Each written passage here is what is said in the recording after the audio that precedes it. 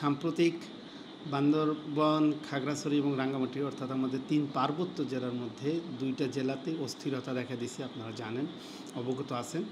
এবং কিছু প্রশ্ন আসছে, সেই প্রশ্নগুলো আমি আমার দিক থেকে অনেকেই জানতে চাচ্ছেন, কারণ পাহাড় সম্পর্কে সবাই যে খুব বেশি ভালো জানেন সমতল থেকে, এই বিষয়টা এরকম না। আমিও যে খুব বেশি ভালো জানি সেটাও না। আমি পুরো জিনিসটাকে কিছু ব্যাপার আমি আসলে ব্যাখ্যা করার চেষ্টা করতেছি, কারণ আজকের দিনে আজকের এই পর্যায়ে এসে কিছু ব্যাপার ব্যাখ্যা করা আসলে খুবই প্রয়োজনীয় হয়ে পড়ছে। তার মধ্যে একটা গুরুত্বপূর্ণ ইস্যু সেটেলার। আমরা যে সমতল থেকে অনেকে বলতেছেন যে বাঙালি কিভাবে ওখানে সেটেলার হয় বা সেটেলার বাঙালি, হ্যাঁ, সেটেলার শব্দটাকে যারা খারাপভাবে নিচ্ছেন, আসলে শব্দটাকে খারাপভাবে নেওয়ার কিছু নাই। প্রথম ব্যাপার, সেটা অফিসিয়াল নামই কিন্তু সেটেলার। সেটেলারটা কিভাবে আসলো, কিভাবে আসলে এই পাহাড়ি বাঙালি সংঘাতটা শুরু হলো, এটার আমি মোটামুটি একটা সামারি করতেছি, যে এবং সংক্ষেপে যেন খুব দ্রুততম সময়ের মধ্যে ভিডিওতে দেখলে ৮-১০ মিনিটের একটা ভিডিওর মধ্যে আপনারা মোটামুটি বেসিকটা জানতে পারেন। তাহলে আপনাদের এই বিষয়গুলো জানতে এবং খুঁজতে সুবিধা হবে। তো সেই জায়গায় আমি একটা জিনিস বলি, আজকের যে রাঙ্গামাটি শহর আপনারা দেখতেছেন, রাঙ্গামাটি শহরকে আবার টানার কারণ আছে। রাঙ্গামাটি যে আজকে আপনারা শহরটা দেখতেছেন, এই শহর কিন্তু এখানে শহর ছিল না। শহরটা ছিল কর্ণফুলী নদীর তীরে, এবং আমরা যে জায়গাটা রাঙ্গামাটি শহরের ডিসি বাংলোর ওপাশের জায়গাটা, ওই দিকে কিন্তু কর্ণফুলী নদী কিন্তু ওই মাঝখান দিয়ে প্রবাহিত ছিল। আমরা যে দুইটা রাঙ্গামাটি শহরের যদি পাহাড় ধরি, ওপাশের যদি পাহাড় ধরি, মাঝামাঝি একটা জায়গা ছিল, এই জায়গাটি কর্ণফুলী নদী প্রবাহিত হয়েছে। এবং রাঙ্গামাটি শহরটা ছিল নদী থেকে 70 থেকে 80 হাত উপরে, তার মানে খুব বড়, খুব বেশি উঁচুতে ছিল সেটা কিন্তু না।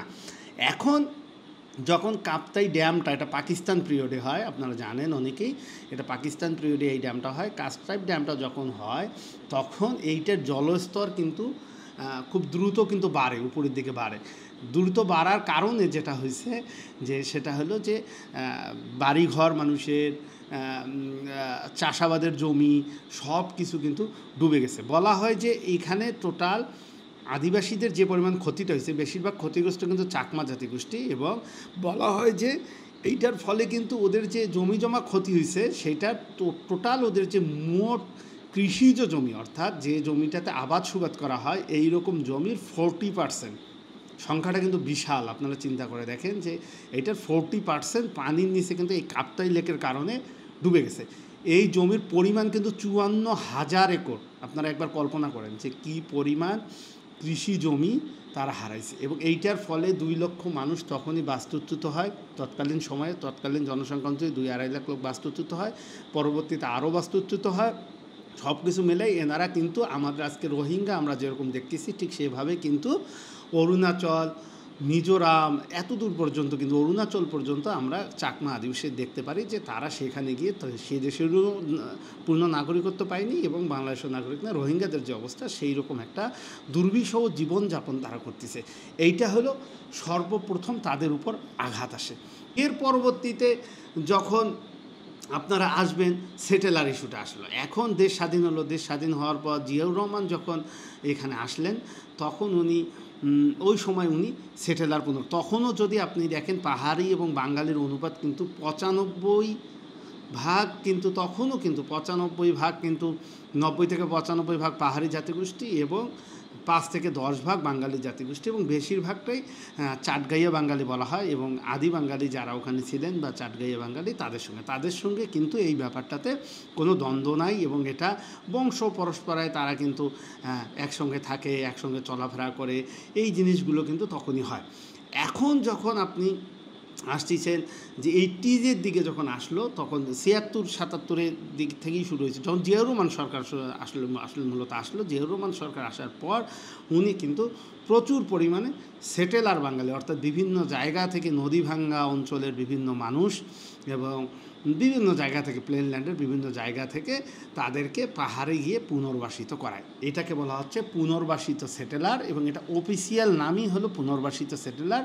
এবং এটা গভর্নমেন্ট তাদেরকে একটা প্রতিশ্রুতি দেয় বা আশ্বাস দেয়, এবং তাদেরকে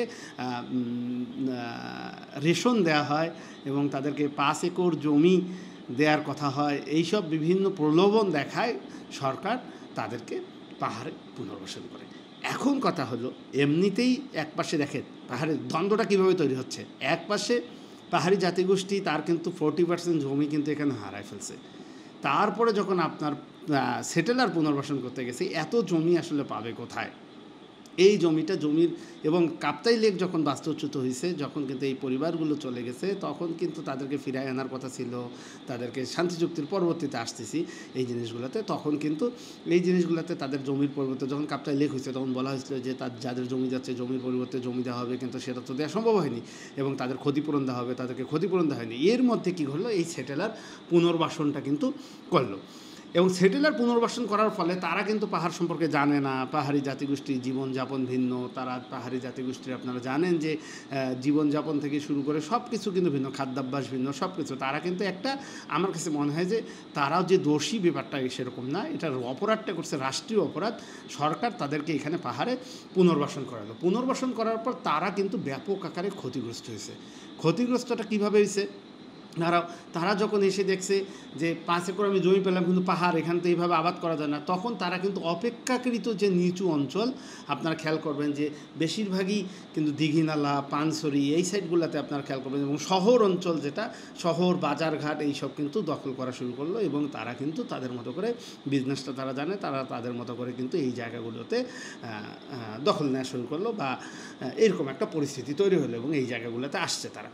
তো এখন দেখা গেল যে এর ফলে কী হয়েছে, পাহাড়ি বাঙালি দ্বন্দ্ব তৈরি হলো, দ্বন্দ্বের সংঘাত হয়েছে। এখানে সেনাবাহিনীর লোকও মারা গেছে, এখানে পাহাড়ি লোকও মারা গেছে এবং এখানে সেটেলার বাঙালি যারা ছিলেন তারাও কিন্তু তাদের মধ্যেও কিন্তু মারা গেছে। এটাতে অস্বীকার করার এটাতে কোনো জায়গা নাই। কিন্তু আলটিমেট রাষ্ট্র কি এই কাজটা করতে পারে যে একটা জাতিগোষ্ঠী যেটা ক্ষতিগ্রস্ত আগে থেকে, যারা ক্ষতিগ্রস্ত এবং তাদেরকে এক প্রকার তাদের যে প্রতিশ্রুতি দেওয়ার কথা ছিল, মানে তাদের প্রতিশ্রুতি অনুযায়ী যে ক্ষতিপূরণ দেওয়ার কথা ছিল সেটা না দিয়ে বরঞ্চ আরও অন্য জায়গা থেকে লোকজন নিয়ে এসে পাহাড়ে পুনর্বাসন করা হলো। এটা কে করেছে? সরকার করেছে। এখানে কিন্তু পাহাড়ি বাঙালি দ্বন্দ্বটা ছিল না, এই দ্বন্দ্বটা কিন্তু শুরু হয়ে গেল, খেয়াল করেন।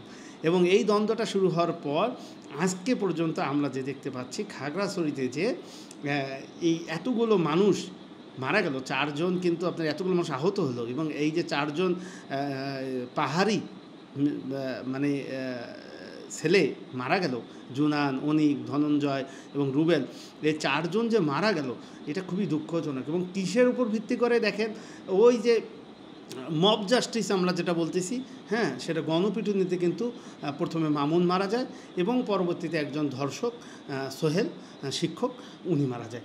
এই জায়গা থেকে কিন্তু আবার পাহাড়িদের বাড়িঘরের উপর আক্রমণ করে এবং এই পাহাড়িদের বাড়িঘরের উপর আক্রমণের নজির বা ইতিহাস এটা কিন্তু নতুন না, এটা বেশ পুরনো। আপনারা কিছু জিনিস সার্চ করলেই পাবেন, লংদু গণহত্যা, লোগাং গণহত্যা, মারিশা গণহত্যা, এসব গণহত্যা চালানো হয়েছে। এবং পাহাড়ে আজকে যে অসন্তোষ, পাহাড়ের যে আজকে যে এই পরিস্থিতির জন্য কিন্তু তখনকার সময়ে সরকার বা যারা ডিসিশন মেকার ছিলেন তাদেরকে কোনোভাবে মানে তাদের দায় এড়ানোর কোনো সুযোগ নাই। এখন সমাধান কি? তার পরবর্তীতে কিন্তু শান্তি চুক্তি হয়। শান্তি চুক্তি আপনারা জানেন যে 97-এর 2রা ডিসেম্বর আপনার শান্তি চুক্তি হয় এবং শান্তি চুক্তিতে তখন বলা হলো কিন্তু যে তাদের ন্যায্য অধিকার যেটা সেটা ফিরায় দেওয়ার একটা প্রশ্ন আছে এবং সেটা নিয়ে কথাবার্তা বলা হলো এবং সব কিছু মিলায় চমৎকার একটা সমাধানের দিকে আসলো। কিন্তু তারপরেও তো আমরা দেখতে পাচ্ছি যে আওয়ামী লীগ সরকার পরবর্তীতে কিন্তু শান্তি চুক্তি বাস্তবায়ন করেনি।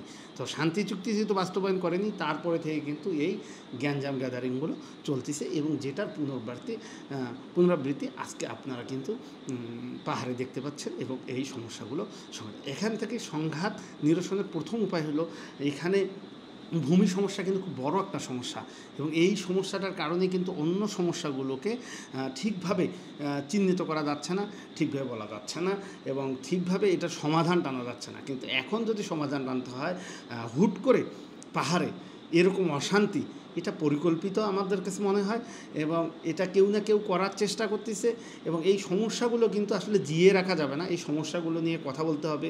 এই দেশের সবাই নাগরিক, সবার পূর্ণ যে অধিকার হ্যাঁ, এবং সবার যে সমান অধিকার এটা নিশ্চিত করে যদি আমরা নিশ্চিত করতে পারি এবং এটা ধর্ম জাতি কোনো কিছু না দেখে যদি সমান অধিকার নিশ্চিত করা যায়, সেটেলাররা তাদেরকে অন্য কোনো দিকে পুনর্বাসন করা যায়। তারা যদি পাহাড়িদের জমিতে থেকে থাকে তাহলে তাদেরকে সরায়, এবং এবং তারা কিন্তু এই জিনিসটা চাবে কি না এটা ব্যাপার না, ব্যাপারটা রাষ্ট্রকে কঠোরভাবে এই সিদ্ধান্তগুলো নিতে হবে। এবং আজকের দিনে এসে তারা সেটেলার বলে মন খারাপ করলে বিষয়টা আসলে এই কারণে না, জিনিসটা বুঝাইতে গেলে তো আসলে সেটেলার শব্দটা ব্যবহার করতেই হবে। আমরা যে সেটেলার শব্দটা ব্যবহার করতে চাই সেটাও তো না, আসলে বিষয়টা হলো যেহেতু সেটেলমেন্টটা করা হয়েছে কাজেই এই সেটেলার শব্দটা বলা হয়।